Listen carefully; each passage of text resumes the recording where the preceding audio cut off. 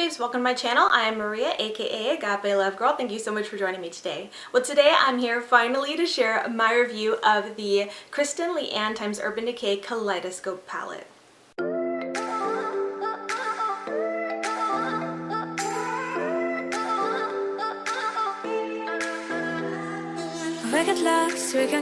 Now I know it's been a couple weeks since I did my initial reviews of the rest of the Kristen Leanne and Urban Decay collection, and I mentioned that the following week I would be doing my review on this palette, and it took me a little bit longer to do this review because I wanted to play with it a little bit more. I didn't want to just give you a first impressions. I really wanted to give you a more real review on it. The other items I felt like were okay to do first impressions on it. They're not like that deep, you know, and I can tell right away that I like them, and I still like them even now filming this, having used them a little bit longer, and it's a couple weeks later. But this palette, it's a little bit different. Additionally, I did want to film a separate look and do that before I did my review, so I had that too, so that's another reason I waited. But I also really just wanted to play around with it a little bit more and really develop my thoughts on it. So now before I get into that, let me just tell you a little bit about the palette. This is an 11 shadow palette. It does cost $39, which isn't too bad for Urban Decay, especially for like a collab kind of product. Most collab products, you know, kind of go up in price, so the price isn't too bad. And this is a palette that includes mostly metallic eyeshadows. Only 2 of them are matte. Now before I get into my review and my thoughts now after having this palette and using this palette, I do just want to say initially right off the bat, when I saw this palette, I didn't necessarily like it, and I had seen a sneak peek for this palette maybe a month or so, maybe, I don't know, I feel like it was a month or so before it actually launched and before I actually got this. Now if you don't know, I did receive this as PR courtesy of Urban Decay, which I'm always so grateful to receive their products, but just because I get something for free doesn't mean I'm always gonna like it, doesn't mean I'm always gonna give a glowing review. I always try to be very tactful in my reviews, but I'm not gonna be mean, but I'm gonna be honest with you. So honestly, when I first saw this, I was like, oh, what is up with that palette? I was like, the layout's a mess. I straight up called it ugly. I'm just gonna put that out there. I'm sorry. I was like, this palette's ugly. What is up with it? I don't like how, I'm not even an OCD person, but I didn't like how the pans were like different size. They were off-centered.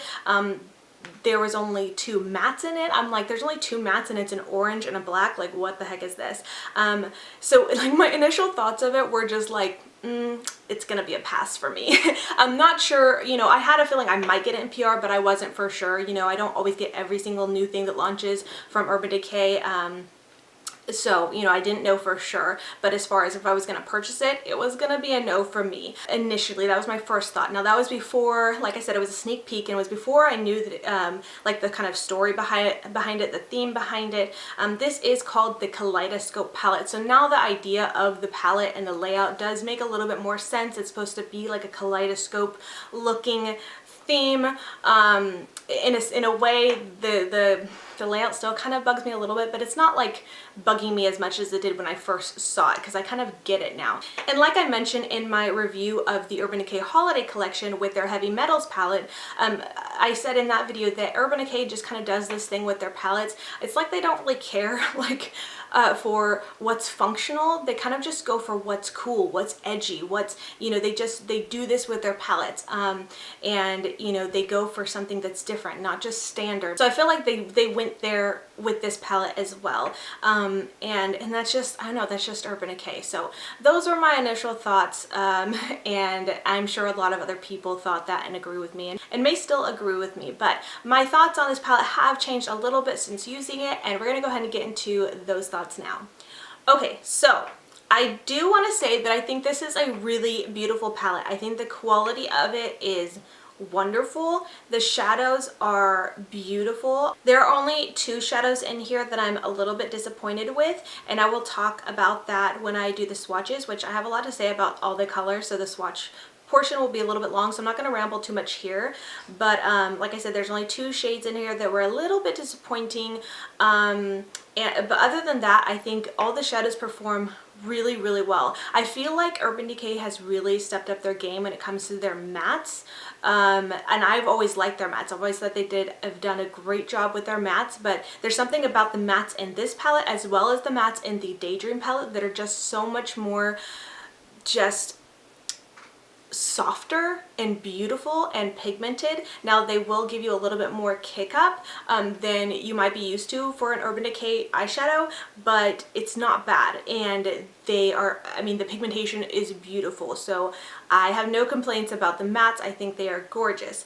And also there are some shades in here that I just think are just so beautiful, that have become my favorite, that I just am like, I love this, I want to keep using these. And I'm a little bit surprised by that, because when I first look at this palette, like I said, my first initial thoughts of this palette, it was going to be a pass for me. And in a way, I still kind of feel like that, even though it's not the quality. I think the quality of the palette's good. It's not even the layout of the palette. I think the layout of the palette and design doesn't bother me as much anymore now that I get it, now that I get the concept, and I've heard Kristen talk about it and things like that. I think that's cool. But there's a lot of cool tones in here, and like the two blues, I don't really hardly ever wear blue shadows, so I don't imagine this will be a palette that I will reach for a ton, but this really is more of personal opinion, and probably isn't something to sway you one way or the other about the quality of this palette or if it's worth it. What makes it worth it is if these are going to be shadows that you're going to reach for, that you like, and you know, that you'll want to use. And while I think these are beautiful, I don't know if I will use most of them that often. And also because of the fact that it only does have the two matte shades, you're definitely need a companion palette if you want to have more options for transitions or for a highlight that's not a shimmer and things like that. So those are things to keep in mind. I mean, of course, you could always pair it with the Daydream palette. I'm assuming that's why there are those two palettes in the collection. You can use them together. I did do that with this look. So you gotta, you know, think about that when you're buying it. Of course, if you already have any, you know, your transition colors or basics, any of the Naked Basics palettes or anything like that, you'll be good to go. This will just be a nice addition.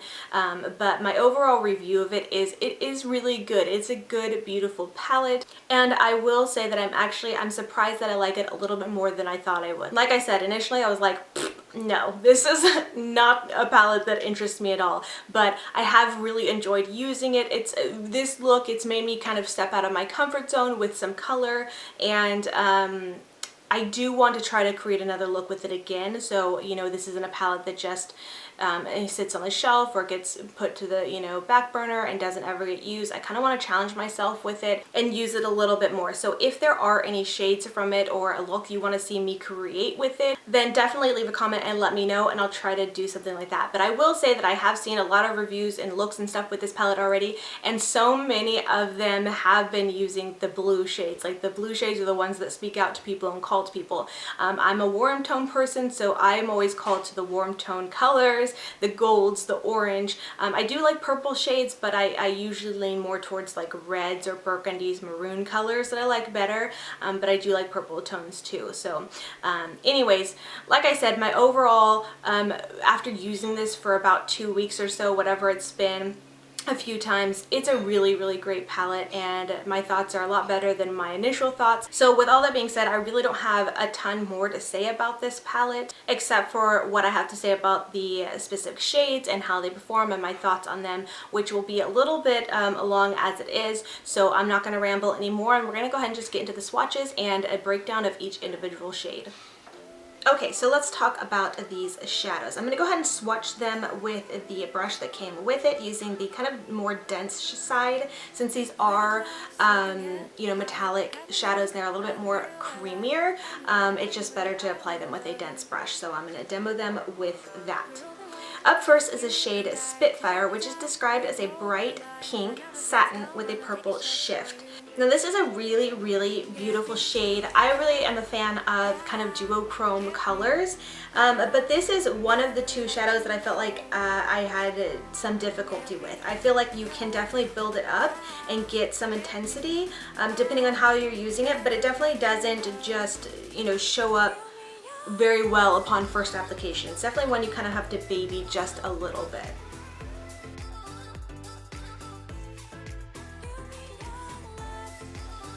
Next up is the shade Stay Gold, which is a metallic yellow gold, and this is just a beautiful gold. Not much to say about it. It goes on pretty well.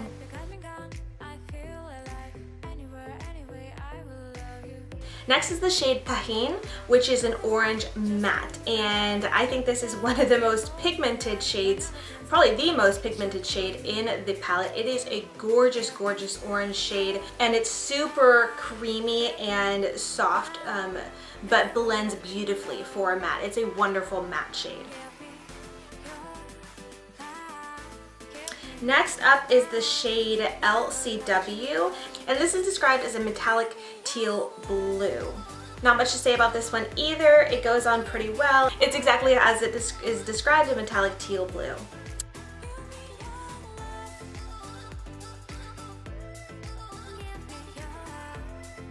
Next up is the shade TRM, which is a metallic deep navy blue.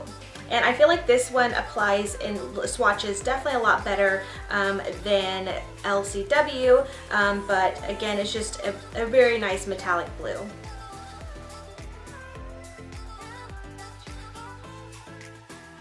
Then we have Leo and Brixton. Leo is described as a holographic green with a pearl shift, and then Brixton, did I say Braxton? I meant Brixton, is a holographic red-green pearl shift. These are very, very interesting. I think they are beautiful. They are very, very creamy, and they remind me a lot texture-wise of something like the ColourPop Super Shock Shadows. They also really remind me of the shades from the Subculture palette, the Anastasia Subculture palette, the shades Cube and Electric, which are kind of like it's a texture that's hard to describe. They're not quite a powder, they're not quite a cream, but it just has this texture that again is just, to me, the only thing I think to describe reminds me of the ColourPop Super Shock Shadows. And so with that, these ones are very pigmented, but it depends on how you apply. I think if you apply with like your finger, you're going to get the most pigmentation, or a very dense brush like the one I'm using that came with the palette.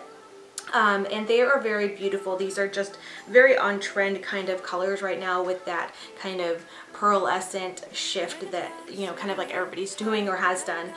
So it's not anything unique, but it's nice to have those two shades in this palette. Next up is the shade Lime Time, and I think this is my favorite shade. Now, well, probably my second or third favorite in the palette. I really like Tahin, so that's one of my favorites. I don't know if I said that already, but Lime Time is described as a metallic neon green, and oh my gosh, it's so, so beautiful. When I was creating the look I'm wearing today, Lime Time was the one that I felt like went on the easiest, went on the most pigmented, went on just so smooth and just gorgeous. It's a gorgeous, gorgeous lime green shade. Of course, green is one of my very favorite colors, so I don't know, that might lean something to it, but it is a beautiful shade. Then there is 13th Floor, which is the only other matte in the palette, and it's described as a black matte, which it is a very black matte. It's very, very pigmented, a very great, creamy, soft matte shade. It works beautifully. It is very dark and very matte. I don't have any complaints about it. Next up is the shade Dye, D-Y-E, not D-I-E, and this is described as a violet satin shade, and this is my least favorite shadow in this palette. It is, in my opinion, very hard to work with unless I just got a dud. I don't know, I feel like it doesn't apply well. I had trouble every single time I've tried to use this. I played with this palette 2 times before I created this look today, and I am instantly drawn to purple shades. They are some of my favorite shades to wear, and every time I used it, I had trouble. And as you can see in the swatch as well, it doesn't swatch that well. And even with the finger, I feel like it doesn't swatch as well either. It's kind of very I don't know, just very, very patchy and lackluster. But I'm not trying to be too critical, because in my experience, lots of purple shadows are like this. Purple, I feel like, is a very, very hard shadow to really like get right. A lot of palettes and eyeshadows that I've tried that are purple, especially metallic purple, kind of fall short like this. So I'm not overly critical of this shade. I feel like it's just very common and very hard to get a pigmented, really good purple. So yeah, but still, this is just not my favorite shadow. It can be worked with, but it's not. It's probably the worst of the shadows in this palette. And then last up we have Corona, which is a metallic soft bronze with gold shimmer. And I mentioned that there were 3 shades in here that are my favorite, and Corona is one of them. There's just something about it that just seems so unique, and I don't know quite how to describe it, because it's described as a soft bronze with gold shimmer, which it is, but I almost feel like it has some kind of purple shift to it. I don't know if that's just my imagination, or maybe it's because it's next to dye and some of dye got in there and mixed in, but as I keep using it and keep swatching it, I still feel like I see that slight purple shift to it. I don't know if that's my imagination. You guys let me know what you think if you've seen it and swatched it in person, but I just think it's such a beautiful color. It just, in my opinion, looks very magical. I'm super drawn to gold shades, especially rosy gold shades, and this is like a purpley rose gold bronze shade. I don't know, I'm kind of rambling on about it, but I just think it's a really beautiful shade, and it's one of the better metallics in this collection. Alright, beauty babes, and that wraps it up for my review of the Kaleidoscope palette from Urban Decay. I hope you found this helpful and informative. If you did, be sure to give it a thumbs up and share it with your friends, or at least leave a comment letting me know your thoughts on this palette. Did you get it? Are you gonna get it? Are you gonna pass? I'd love to hear from you, and let's start a conversation. Thank you so much for watching, and until next time, much love and hugs to you. Bye, beauty babes!